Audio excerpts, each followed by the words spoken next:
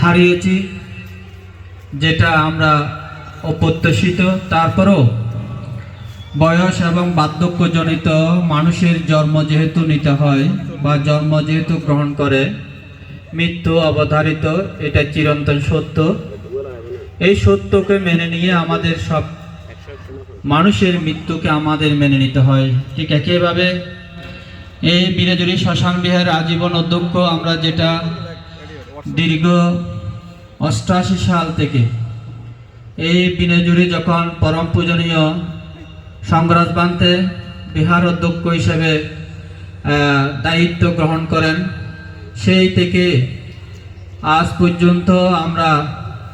এই সংগ্রাজ বান্তের অন্তিম সময় পর্যন্ত বীরজুরি গ্রামবাসী, দায়িক দায়িকা, সকল বৌদ্ধ আপামর জনসাধারণ সকলেই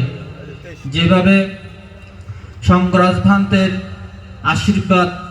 লাভ করে নাই, এমন কোনো ব্যক্তি গ্রাম নেই যাহা বলা যাবে না। তো সেই সুবাদে আজকে দীর্ঘ কয়েক বছর যে বার্ধক্যজনিত ভ্রান্ত অসুস্থ থাকার মধ্য দিয়েও আমরা দেখেছি বীরজুরি গ্রাম বলুন, বিভিন্ন গ্রাম এবং পুণ্যার্থী, উপাসক উপাসিকা, দায়িক থেকে সুধীবৃন্দ জীবিত অবস্থায় অনেক গ্রাম থেকে এসে ভ্রান্তের উপস্থিতির মধ্য দিয়েই